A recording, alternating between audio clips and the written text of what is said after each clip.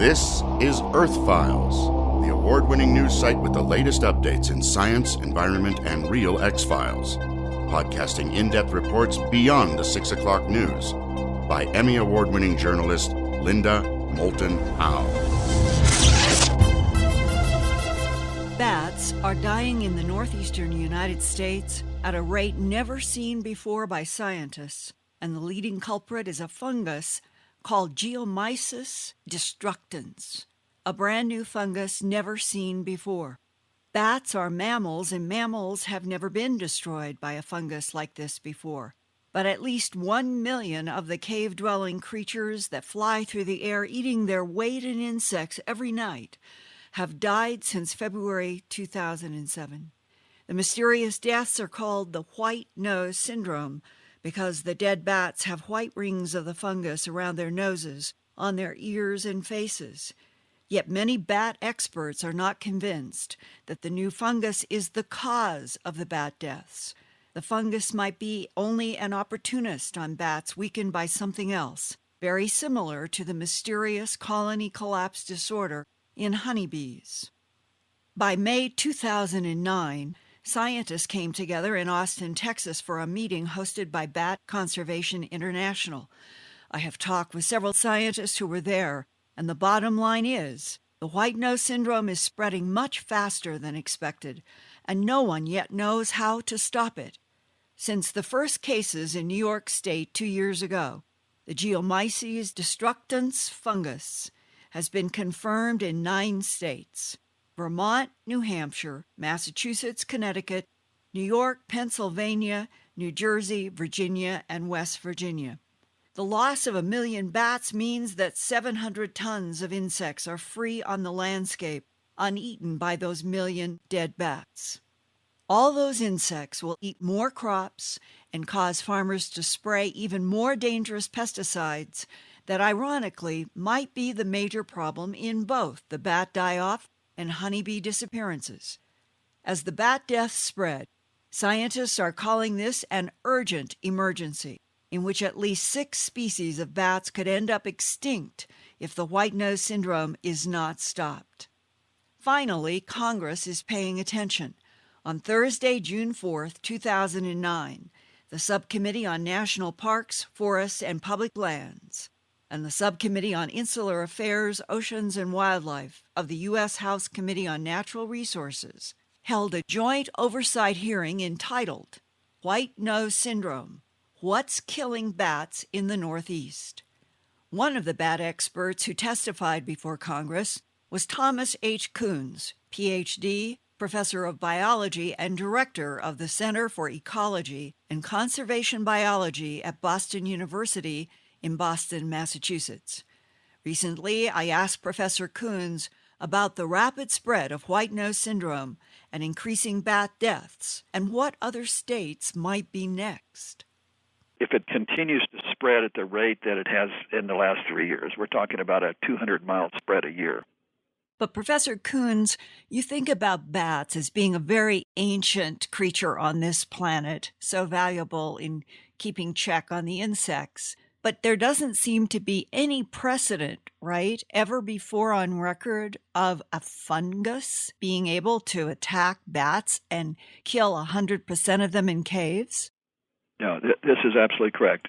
There is nothing in the historic record that would suggest that this has occurred anywhere in the world. Very devastating condition. It's unprecedented, and this precipitous decline that we've seen is probably the greatest loss of wildlife in North America in the last century.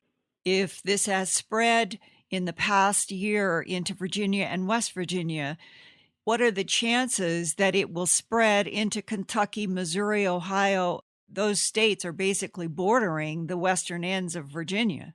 That's correct. And we certainly, at the rate at which it's been moving the last 3 years, especially the last year, I would say it's almost guaranteed that will be spread into those, at least into Kentucky and Tennessee, and perhaps into Missouri and Arkansas and places where some of the largest known hibernating colonies of insectivorous bats occur probably in the world. If that happens, knowing that we've lost at least 1 million bats so far, and that if this spread into Missouri, Kentucky, and Ohio, what are the implications from your point of view?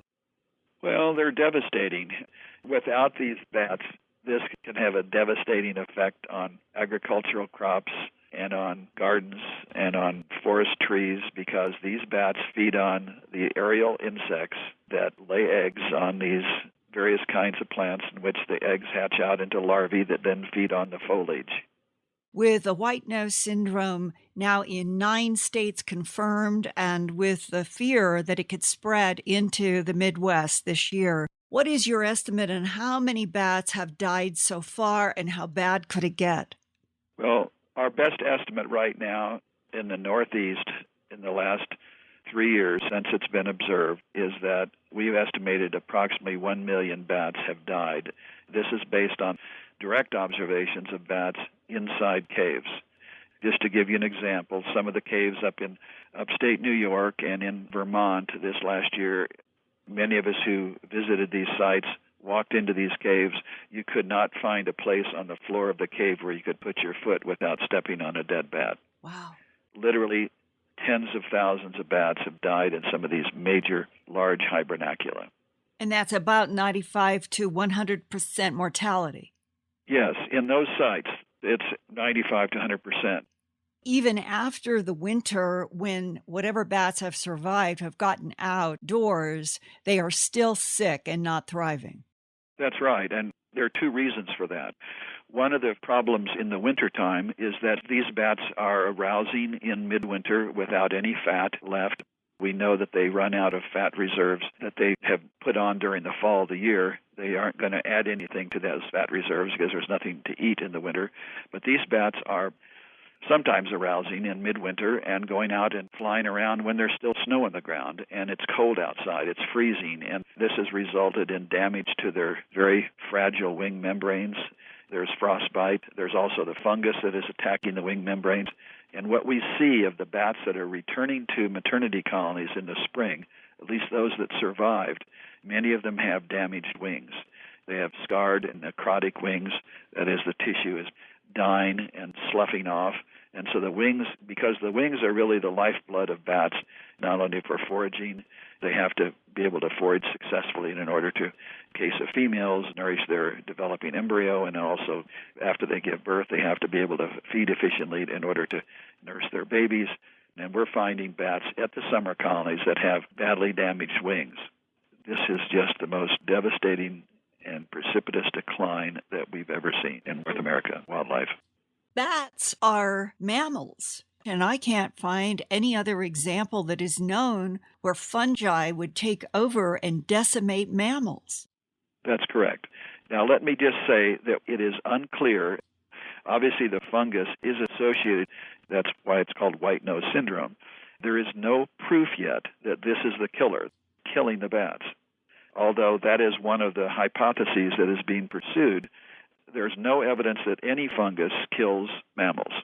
We know that there are lots of fungi that do affect humans, from athlete's feet to ringworm and so on. These are fungi, and they cause skin irritation. What we do know is that this fungus in general grows on dead organic matter in dark, moist places. So there's one point that we do know. But we also know that this particular fungus, which is called Geomyces, it is a new species that has been identified. This particular fungus on bats, the histopathological studies that have been conducted to date show that the fungus does invade the dermis, which is the living part of the skin. Epidermis is dead cells. The dermis is live. So this fungus invades the dermis by entering through the hair follicles and the sebaceous glands, that is, the skin glands.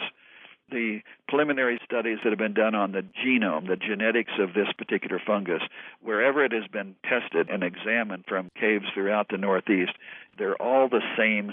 That is, from every cave and mine that's been sampled, they're genetically identical, which indicates and suggests that this is a recent introduction or recently evolved. It could be a condition that has been introduced either by humans or perhaps by other bats from some other place, but we don't have any evidence it's the bats.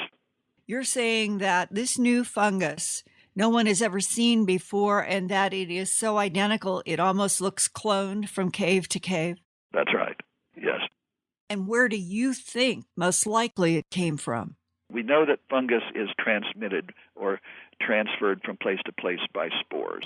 And spores can be carried on the fur of other bats. It can be carried on the shoes and clothing of a human that may have visited some of these caves.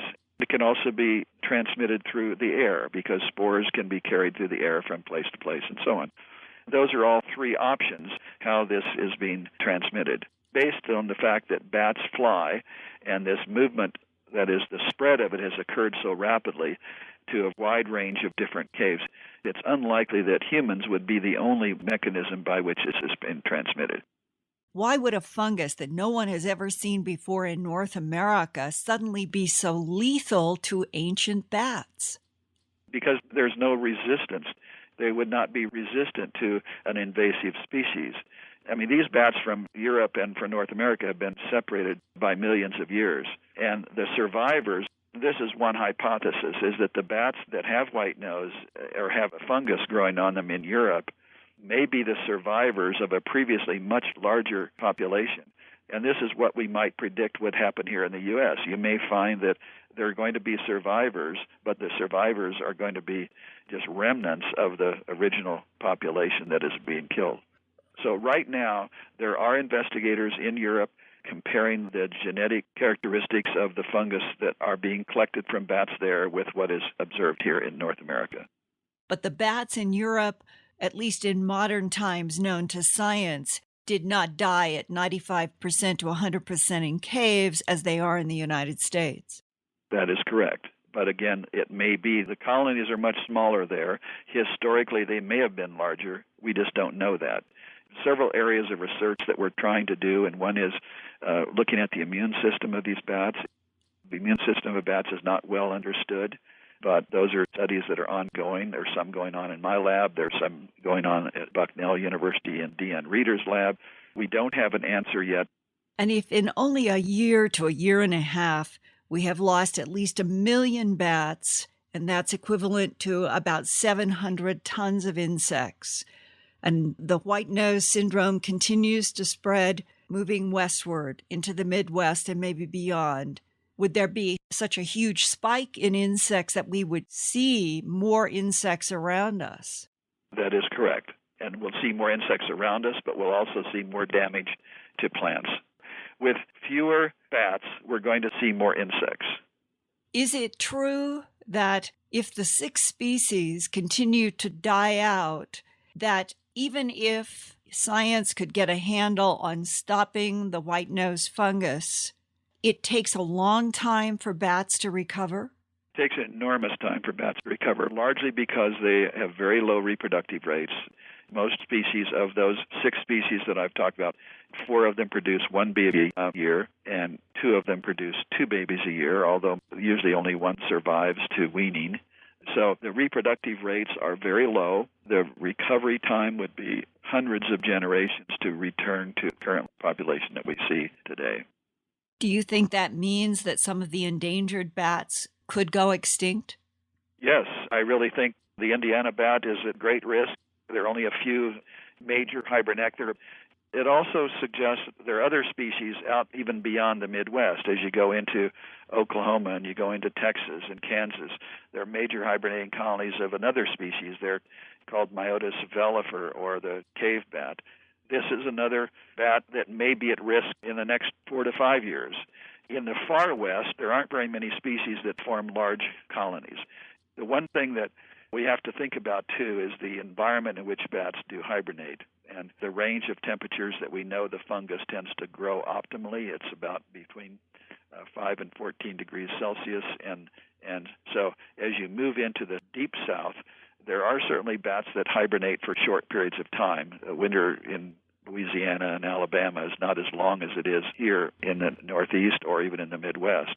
But these are still potential for this fungus to survive even for short periods of time of a month or so is very possible. So, Professor Coons, you mean that the white-nosed fungus syndrome could go all the way from the east coast of the United States, extend into the south and continue west as far as the Rocky Mountains?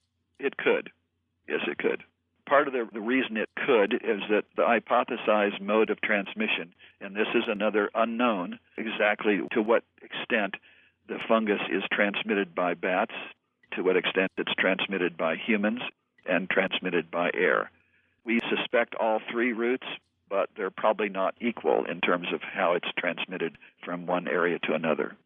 Since a fungus has not been known to kill mammals before in the past like this, do you speculate about what it is in this particular new fungus that is able to kill bats so quickly? Well, we're not certain that the fungus is actually killing the bats directly. It is certainly irritating the bats. We suspect that's occurring.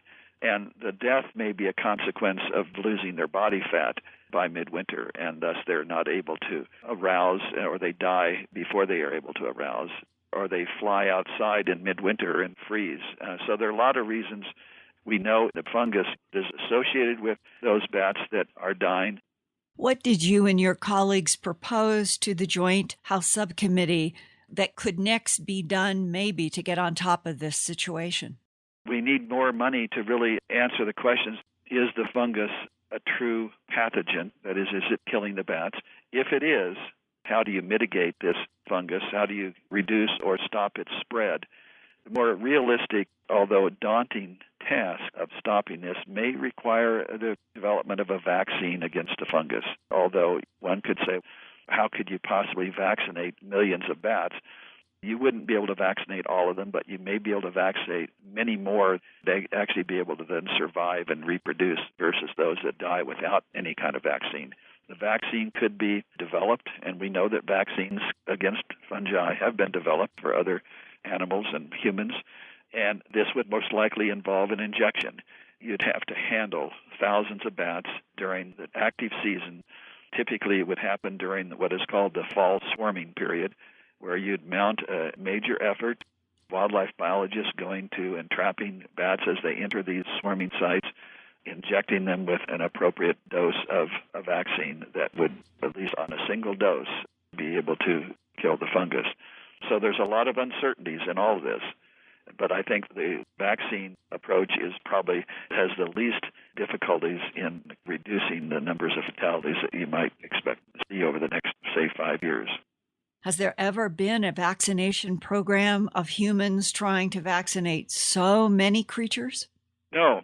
I mean, there have been efforts to vaccinate wildlife, for example, against rabies, and that's been done in many parts of the world where the way that vaccine is administered is through the food. That is, putting vaccines in food for carnivores. And rabies has been reduced considerably as a consequence of using a vaccine that can be administered orally.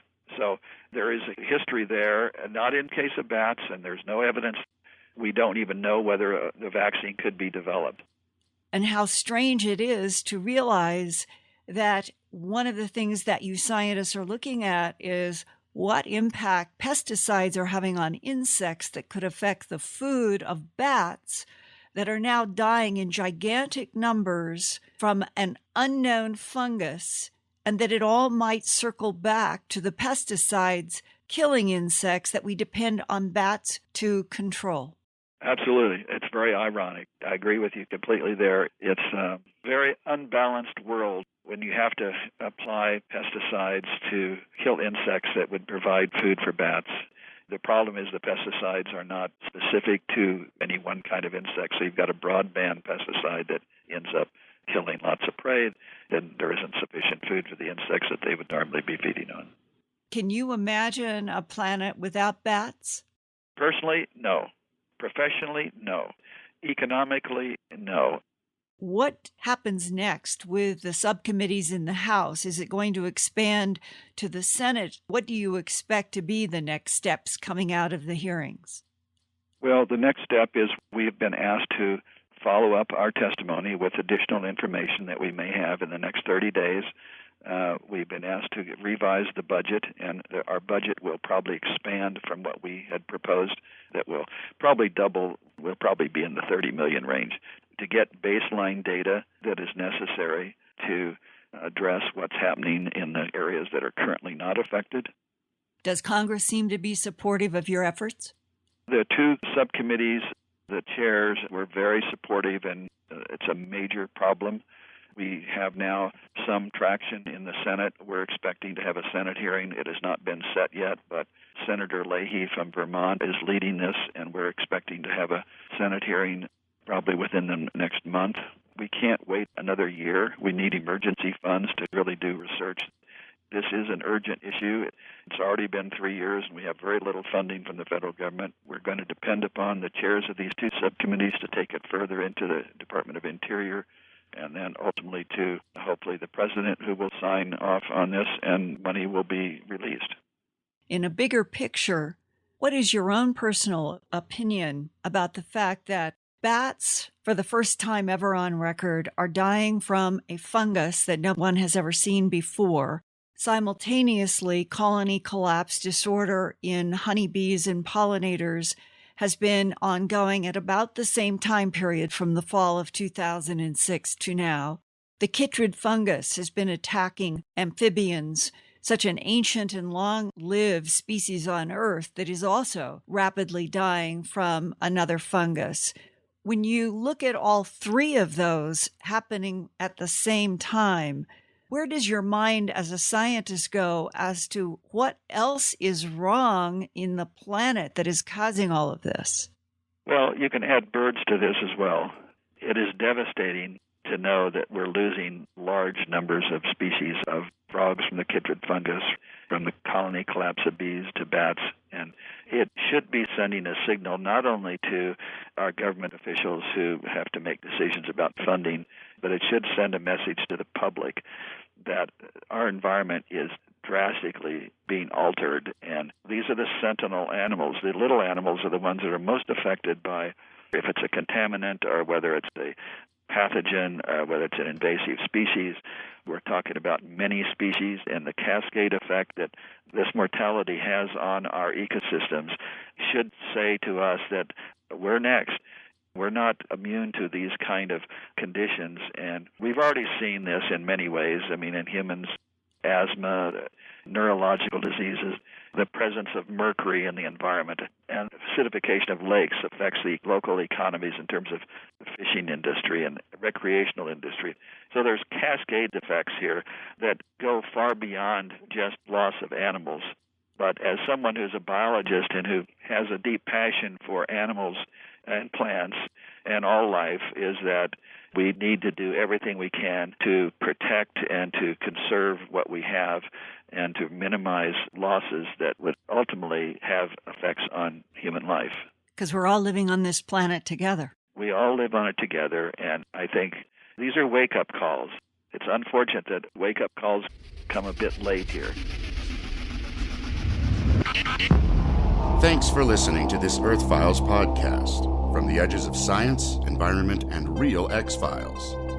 Go to www.earthfiles.com to see more than 1,000 Earthfiles reports with photographs, drawings, and documents. And visit Earthfiles every day, every week, for new reports and new podcasts. That's www.earthfiles.com.